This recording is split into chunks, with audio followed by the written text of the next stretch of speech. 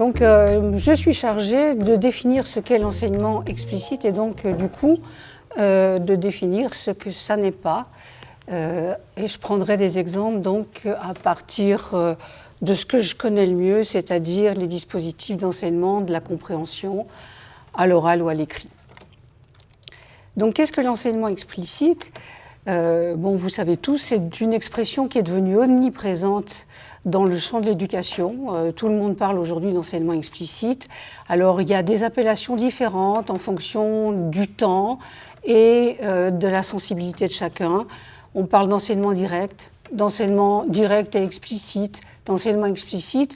Et puis, il y a quelques années, en France notamment, on s'est mis à parler d'enseignement plus explicite, l'expression ayant tendance à disparaître, le plus ayant tendance à disparaître à l'heure actuelle. Et donc, souvent, ces différentes appellations marquent une opposition entre un enseignement explicite proprement dit, tel qu'il est défini ou tel qu'il est décrit dans les recherches en éducation, et un enseignement plus socio-constructiviste qui a été une conception majoritaire dans le champ de l'éducation depuis plusieurs décennies. Donc, pour définir d'abord ce qu'est l'enseignement explicite, et j'ai mis explicite ou direct, parce que, à mon sens, les deux termes sont relativement synonymes. J'expliquerai pourquoi tout à l'heure. Pour définir ça, je vais me baser sur un texte qui date de 2008, qui a été écrit par un auteur qui s'appelle Rosenshine et qui a été un des grands promoteurs, je dirais, un des grands diffuseurs de ce qu'est l'enseignement direct ou explicite. Et donc, dans ce texte qui date de 2008, qui est intitulé « 5 significations de l'instruction directe », donc, vous voyez, il parle d'enseignement explicite, mais il parle aussi d'instruction directe, il assimile les deux, en fait. Il donne donc, en introduction de son texte, 5 significations de ce qu'est l'instruction directe.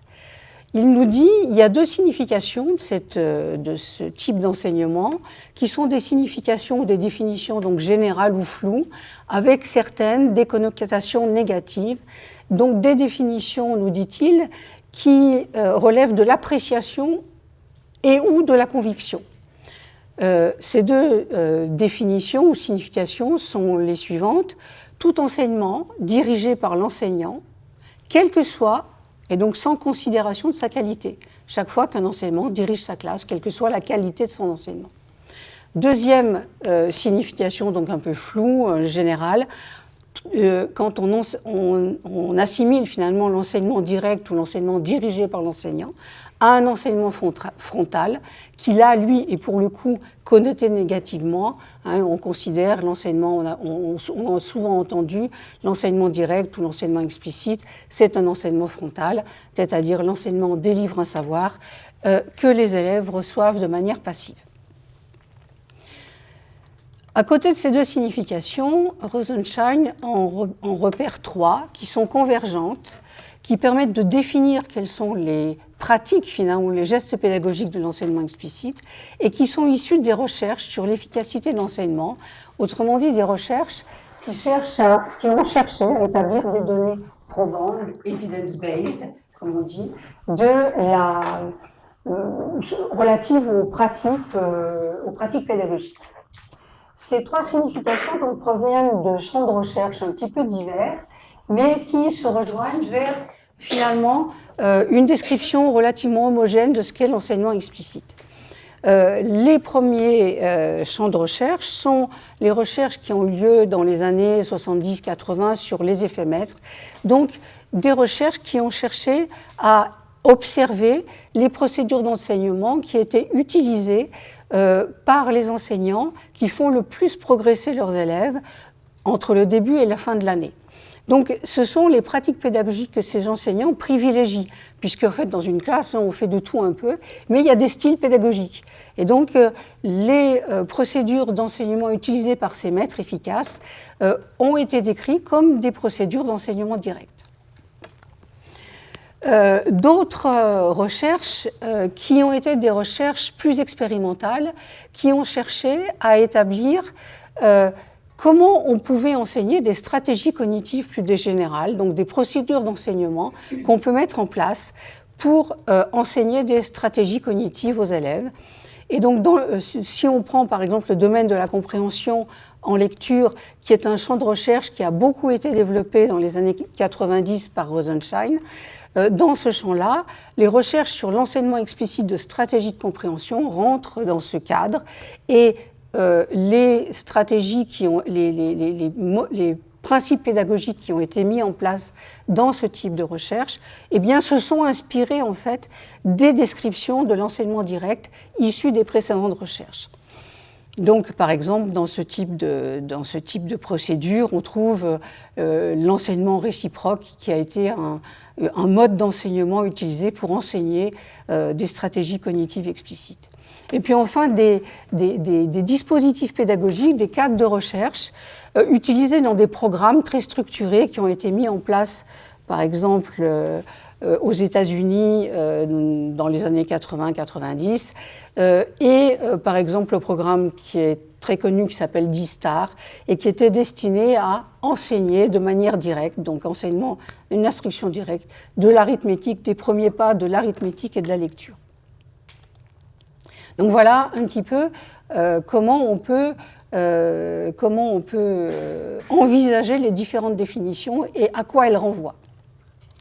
Donc finalement, les gestes de l'enseignement direct ou explicite, tels que décrits dans les cadres de recherche que je viens de présenter dans la diapo précédente, et notamment les cadres de recherche liés à les recherches sur l'effet maître et les recherches sur l'enseignement explicite de stratégie.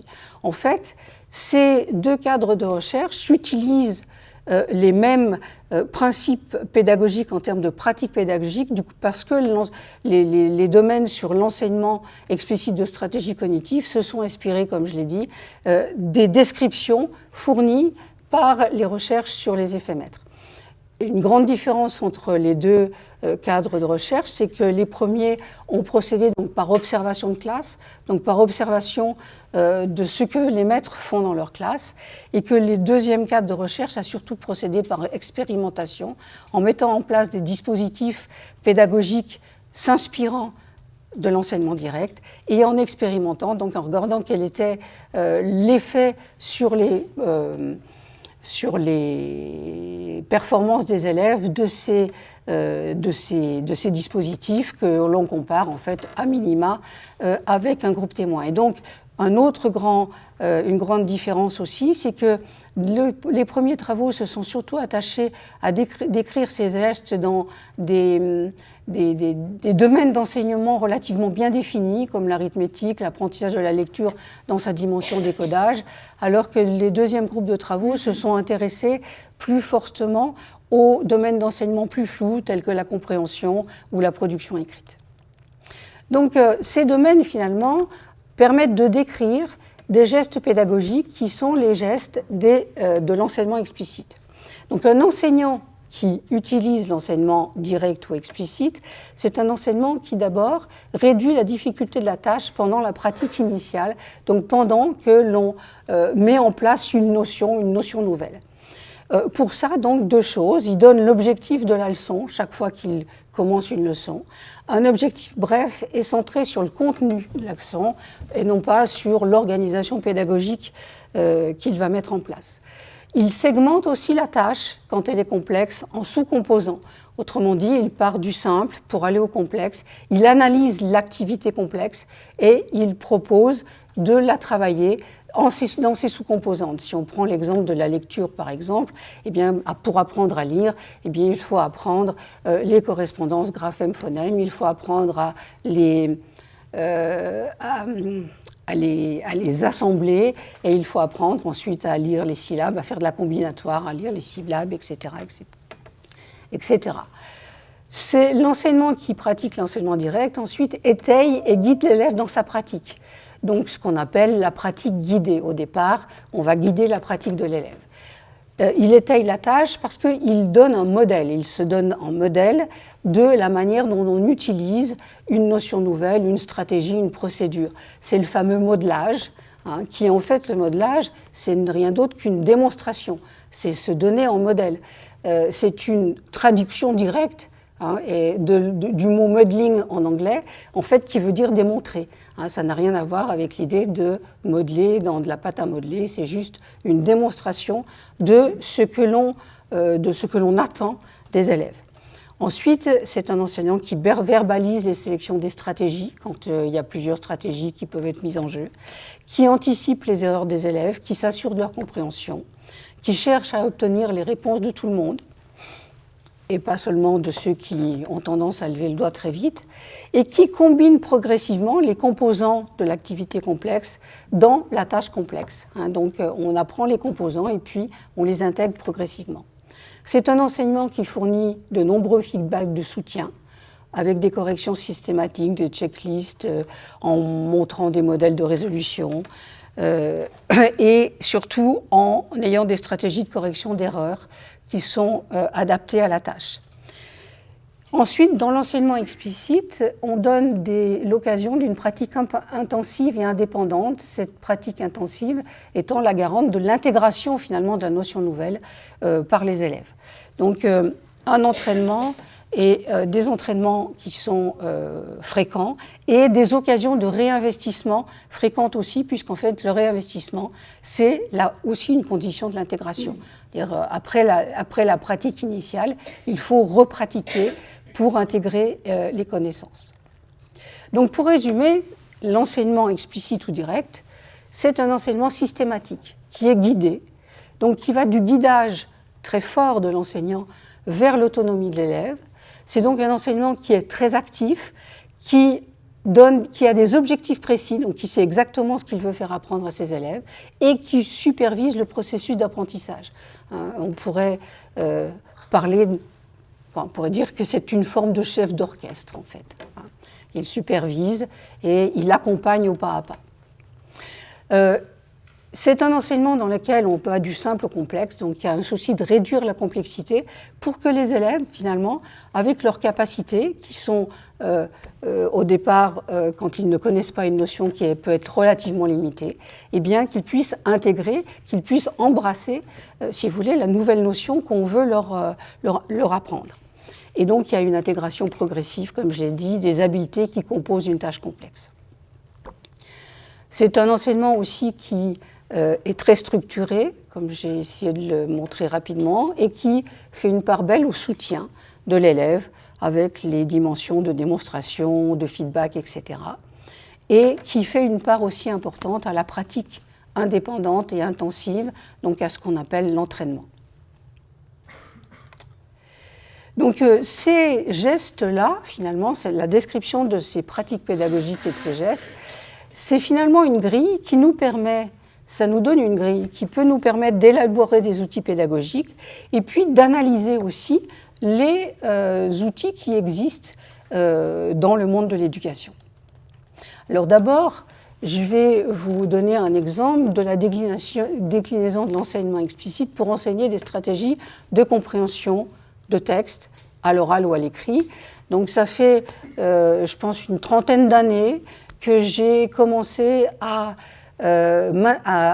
m'interroger à la manière dont on pouvait intégrer dans l'enseignement les connaissances acquises en psychologie cognitive sur l'analyse de l'activité complexe, l'analyse de l'activité cognitive complexe, qu'est la compréhension de texte à l'oral ou à l'écrit. Et dans une perspective d'enseignement explicite ou direct, qui à l'époque était quand même une entrée très confidentielle. Donc cette interrogation, mais ça a fini, comme l'a dit Céline tout à l'heure, par produire avec des enseignants, avec des groupes d'enseignants, des outils pédagogiques. Donc les premiers, peut-être qu'on est à Grenoble, donc un grand nombre d'entre vous les connaissent, des outils pour la compréhension à l'école maternelle qui avaient été publiés aux éditions de La Cigale, et puis plus récemment, un outil qui a été élaboré avec Laurent Lima il y a une dizaine d'années, des stratégies pour apprendre à comprendre en direction du cycle 3, du CE2 et puis des élèves en difficulté. Et puis plus récemment, avec Marilyn Boss et un autre groupe d'enseignants, une méthode de lecture qui vient de sortir et qui intègre à la fois l'enseignement explicite du code, donc du décodage, en tenant compte justement des connaissances théoriques sur cette activité d'apprentissage de la lecture proprement dit, et puis un enseignement explicite aussi du deuxième versant de la lecture, qui est la compréhension, et qui est un peu un parent pauvre souvent au tout début de l'école primaire. Donc je vais prendre évidemment un exemple qui est un exemple lié au cours préparatoire, puisque c'est le dernier travail en date. Et c'est juste pour illustrer la mise en œuvre d'un enseignement explicite de la compréhension au CP. À travers on a repris donc l'idée que les stratégies sont personnifiées par des personnages, et chaque personnage, eh bien, il a un bagage de stratégie, un répertoire de stratégie à son actif. Donc, pour ce qui concerne le vocabulaire, c'est le bibliothécaire qui a été choisi. Et donc, il y a une activité qui est consacrée à la polysémie des mots. On a intitulé ça les mots à deux visages. La mise en situation, donc l'explicitation des objectifs, est décrite ici en italique, je vous la lis, pour bien comprendre l'épisode de la semaine prochaine, puisqu'on est dans une méthode de lecture qui a une histoire fil conducteur. Il faut savoir ce que sont les mots à deux visages. Ce sont des mots qui ont deux sens différents.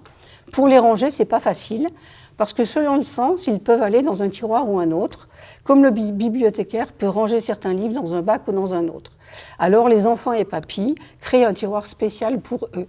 Donc alors il faut, dans l'histoire, on a déjà appris à ranger des mots dans des tiroirs, et on a une armoire à mots qui avait été construite par le papy des enfants en question dans l'histoire. Donc là, il y a un petit dispositif qui va servir au modelage, qui est ici, c'est-à-dire on va créer un petit malentendu. Qui veut bien coller ce post-it sur le tableau? Donc vous avez un post-it avec fragile écrit dessus. Merci X. Ah, je me suis mal expliqué, c'est pas le tableau de la classe qui est fragile, c'est ce tableau-là. Donc je vais le découvrir et le retourner. Voilà ce qu'est un mot à deux visages, un mot avec deux sens, le tableau d'un peintre et le tableau de la classe. Donc vous voyez, c'est vraiment un modelage ici très simple pour des enfants de CP. Et donc on dit que quand on va rencontrer des mots avec deux visages, on créera des cartes, comme je vous le montre, et donc des cartes de mots à deux visages, donc des cartes de vocabulaire, avec les deux faces de la carte, avec sur chacune des faces l'un des visages ou l'un des sens donc, du mot tableau. Ensuite, la pratique guidée, eh bien, on va travailler sur des mots polysémiques. Par exemple, d'abord, collectivement, en cherchant les deux sens d'un mot donné, rayon, bouchon, pêche, etc. Donc, et on va créer les cartes qui correspondent à ces mots. Et puis ensuite, eh bien, on va passer toujours collectivement, mais à une recherche individuelle. Les enfants donc, ont créé des cartes du mot rayon, du mot bouchon, du mot pêche, etc. Et donc, on va leur donner des petites phrases. Ils vont devoir sélectionner le sens des mots à deux visages, comme dans la phrase « Lily s'est réglé sa selle, elle a même appris à changer les rayons ». De quoi ? Et papy aime tailler les bouchons pour en faire de petits bateaux. De quel bouchon s'agit-il, etc. Et puis ensuite, on va faire l'inverse. On va donner des nouvelles cartes avec des sens illustrés. Et il va falloir trouver le mot et créer un énoncé à partir du sens de chacun des sens de ces mots. Donc une pratique guidée qui se termine par une petite leçon qui, bien entendu, va être une leçon, qui va être une mémoire et qu'on va aller retrouver chaque fois qu'on aura besoin de comprendre un mot polysémique dans un texte. Eh bien, on a cette mémoire, cette leçon. Je dois être attentif à ce qui est dit pour choisir le sens d'un mot à deux visages. Par exemple, la table est bancale à cause d'un pied cassé. De quel pied s'agit-il? Et puis, pratique indépendance et intensive. Là, j'ai mis l'exemple d'un exercice qui se trouve dans le cahier de l'élève. Mais bien sûr, il y a d'autres exercices proposés qui permettent de faire une pratique plus ou moins guidée et donc différencier en fonction du niveau des enfants. Donc certains peuvent travailler seuls, d'autres seront encore guidés par l'enseignant. Et puis bien entendu les réinvestissements qui seront chaque fois que dans un texte ou au fil de l'année, on aura à comprendre des mots polysémiques, où on aura à travailler sur du vocabulaire de ce type. Donc voilà un petit peu une déclinaison que l'on a proposée pour mettre en œuvre les gestes de l'enseignement explicite. Maintenant, tout enseignement explicite est-il réellement un enseignement explicite? J'ai mis le plus entre parenthèses parce que, comme je vous l'ai dit, le plus a tendance à disparaître et donc tout devient enseignement explicite. Il y a de nombreux dispositifs qui sont qualifiés de cette manière-là à l'heure actuelle. Et ce qu'on peut dire, c'est qu'ils ont tous en commun la chose suivante. Ils ont en commun de proposer, de donner un énoncé de l'objectif des séances d'apprentissage. En général, c'est dans tous les dispositifs. De faire appel à la réflexion consciente de l'élève, parce qu'effectivement, dans les pratiques guidées, j'ai oublié de le dire, eh bien, on procède par discussion avec les élèves, c'est-à-dire qu'on leur demande de remettre en œuvre les raisonnements, d'expliciter le raisonnement, donc de sorte qu'ils les intègrent. Donc on a dans tous les dispositifs ce souci-là de faire appel à la réflexion consciente de l'élève, donc à essayer de développer une attitude active par rapport à la réflexion intellectuelle et autorégulée, et d'utiliser la modalité orale pour rendre perceptifs les mécanismes.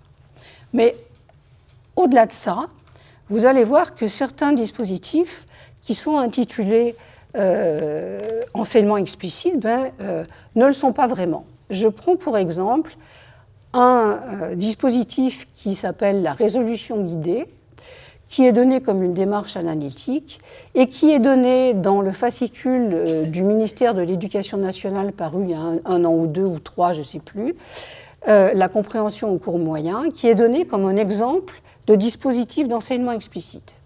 Donc, page 86 de ce guide, on nous donne les grandes lignes de ce qu'est la démarche de résolution guidée. Alors d'abord, plutôt que de partir du simple pour aller vers le complexe, on part du complexe pour aller vers le simple, puisqu'on va partir d'un texte à comprendre, un texte résistant, suffisamment résistant, et on va, dans ce texte, analyser les habiletés qui sont à mettre en œuvre pour le comprendre. Comment on réduit la complexité de la tâche de compréhension dans cette approche ? Eh bien, ce qu'on peut lire, c'est qu'on apporte des éléments de connaissance qui ne sont pas l'objet de la séance. Donc l'enseignant, effectivement, il peut avoir un objectif, par exemple, travailler les inférences de liaison dans un texte. Et donc, on va apporter des connaissances sur le vocabulaire, puisque ce n'est pas l'objectif de la séance. Donc, on va libérer l'espace mental, mais où on va donner les inférences si on veut travailler le vocabulaire. Donc on a un objectif qui n'est pas très clair pour l'élève, même si pour l'enseignant il peut l'être. Ensuite, le cadrage, eh bien, on nous dit qu'on fixe des objectifs et qu'effectivement on va travailler par exemple les inférences pour mieux comprendre le texte, mais on explicite donc le pourquoi, mais jamais le comment. Autrement dit, il n'y a pas de démonstration directe de ce qu'est l'enseignement, ce qui est l'objet de l'enseignement. C'est écrit donc en toutes lettres dans le guide. Donc pas de démonstration directe de ce qui est l'objet de l'enseignement, donc pas de modelage pour aller vite. Ensuite, la pratique guidée, eh bien, on nous dit que l'enseignant accompagne les élèves dans la résolution collective de la tâche complexe de compréhension. Donc l'enseignant n'est plus acteur de l'enseignement et acteur de l'apprentissage des élèves, le plus superviseur de l'apprentissage des élèves, il accompagne la découverte des élèves de la manière dont on doit résoudre la tâche complexe de compréhension. Et donc, on va découvrir les stratégies de compréhension au fur et à mesure de la discussion sur le texte. Donc, vous voyez, ça s'éloigne beaucoup de la manière dont j'ai décrit tout à l'heure la pratique guidée et le cadrage dans les gestes de l'enseignement direct. Ensuite, La synthèse, bien, c'est pas vraiment la formalisation d'une stratégie qui a été apprise et travaillée spécifiquement, mais la synthèse et la formalisation va consister en rechercher quelles sont les procédures ou quelles sont les stratégies qui ont été découvertes, donc de faire une synthèse bilan de ce qui a été découvert pendant la leçon. Les feedbacks, on en parle peu, mais la discussion sur les raisonnements est présente dans tout le long, puisqu'en fait, on travaille au pas à pas à la compréhension du texte. Donc ça, c'est une forme de feedback. La pratique autonome, je ne sais pas, il n'en est pas fait état, mais on peut supposer qu'on va proposer ensuite d'autres textes à lire aux enfants, et donc qu'il y aura une forme de réinvestissement aussi.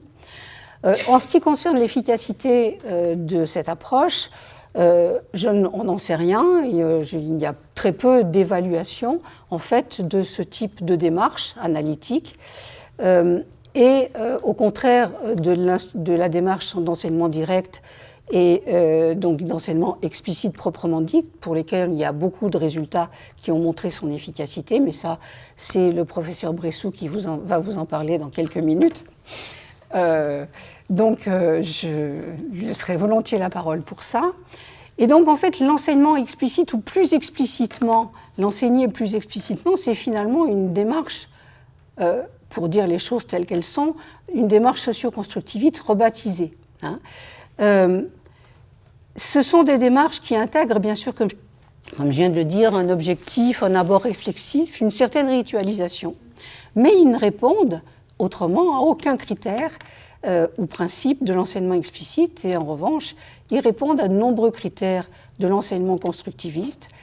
Le départ par une situation, l'entrée par une situation complexe, la découverte d'une stratégie ou d'un ensemble de stratégies, un enseignement qui accompagne plutôt qu'il ne dirige, une institutionnalisation après coup qui porte sur un ensemble potentiellement flou, et dont la pratique intensive n'est pas vraiment, en fait, l'enjeu du problème. C'est-à-dire n'est pas, dans les écrits que j'ai pu lire, n'est pas donné comme une dimension fondamentale de l'enseignement-apprentissage.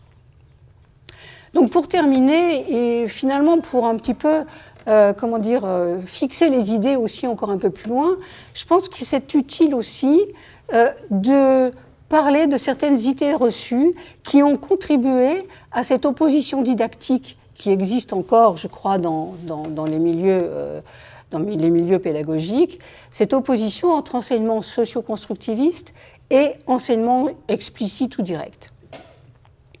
D'abord, on assimile souvent le cognitiviste, donc le champ de recherche sur la cognition, qu'on appelle le cognitivisme, à l'enseignement direct ou explicite, en disant que le cognitivisme a inspiré l'enseignement direct. L'enseignement direct est un sous-produit du cognitivisme. C'est faux. À l'origine, l'enseignement direct est athéorique. Il est issu de l'observation des pratiques des enseignants et de l'évaluation de leurs effets sur les apprentissages des élèves. Donc s'il y a quelque chose qui a guidé le développement de l'enseignement direct ou explicite, c'est la conviction qu'une évaluation est nécessaire, une évaluation des pratiques pédagogiques sur leurs effets sur les apprentissages est nécessaire. Et donc il y a plusieurs personnes qui l'ont rappelé au cours de l'histoire. Pellado et Forget en 2010 qui rappelaient qu'on ne juge pas du caractère progressif d'une mesure éducative par le discours qu'il a mis en place, mais par les effets qu'elle produit utilement sur la réussite des élèves.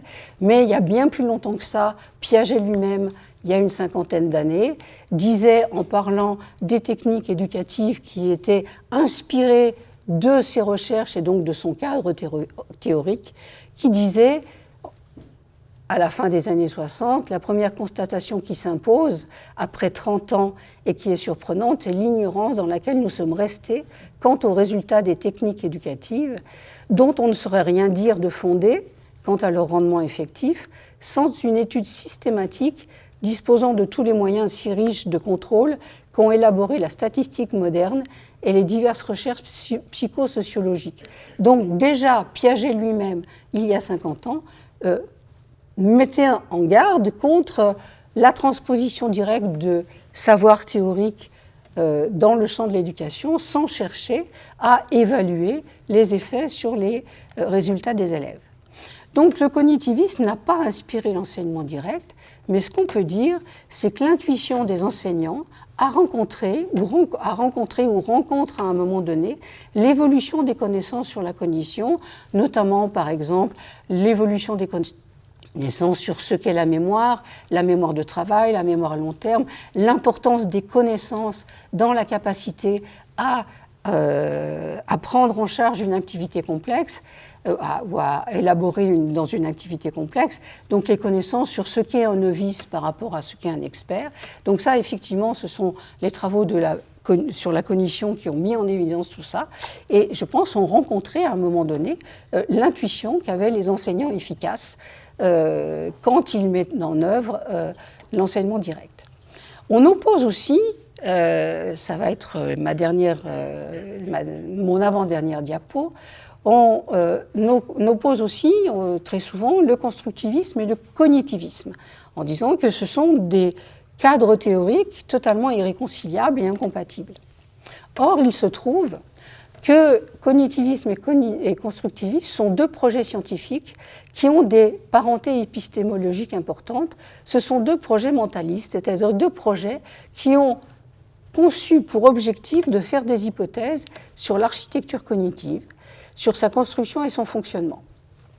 Et Piaget lui-même disait, quelque temps avant sa mort, qu'il n'avait d'intérêt que pour certains chapitres de la psychologie, parce qu'il n'était pas psychologue, et les chapitres pour lesquels il avait un intérêt, c'étaient les chapitres cognitifs, donc tout ce qui concerne le fonctionnement cognitif.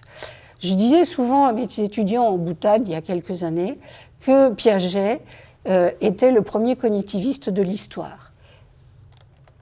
Parce que, effectivement, son projet était de décrire l'inobservable, de décrire donc ce qui se passe dans la tête des individus quand ils résolvent un problème. Donc quelque chose qui n'est pas observable, mais on va essayer, à partir de l'observation des comportements des individus, on va essayer de faire des hypothèses sur la manière dont les gens fonctionnent. Et donc, ces deux champs théoriques s'opposent au comportementalisme ou au behaviorisme, alors que l'on assimile souvent behavioriste et cognitiviste. Or, ce sont deux cadres de recherche qui sont fondamentalement opposés l'un à l'autre. Enfin, cognitivisme et constructivisme partagent des présupposés et des notions théoriques pour rendre compte de l'apprentissage. Par exemple, une des collaboratrices très fidèles de Piaget disait à la fin des années 80 que savoir et savoir-faire, autrement dit les termes présentatifs et les termes procéduraux, on pouvait assimiler ces deux notions à la distinction entre déclaratif et procédural dans le vocabulaire de l'intelligence artificielle, vocabulaire dont c'est largement se sont largement inspirés les chercheurs en sciences cognitives, notamment ceux qui ont cherché à décrire les processus de l'apprentissage. Je pense à Agir, Anderson par exemple, qui parle d'apprentissage procédural et d'apprentissage déclaratif.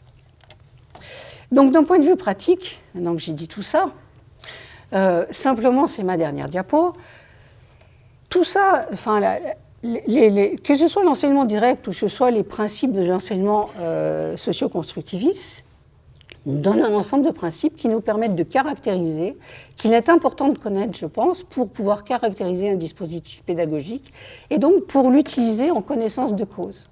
Parce que, en ce qui me concerne, je pense effectivement que les deux approches ou les deux types de dispositifs pédagogiques peuvent avoir leur intérêt dans une classe. Si je prends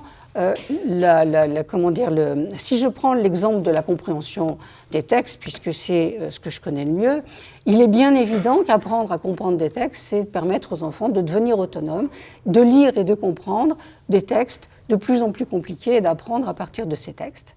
Et donc que ces activités, plutôt qu'être antinomiques, elles sont complémentaires. Et donc il devrait y avoir un va-et-vient permanent entre des exercices ciblés et un travail sur les textes, autrement dit entre ce que l'on entend, ce que l'on entend souvent dans le milieu de l'éducation, des activités modulaires et intégratives. Je préfère activités ciblées et textes parce que c'est moins connoté que le deuxième appellation.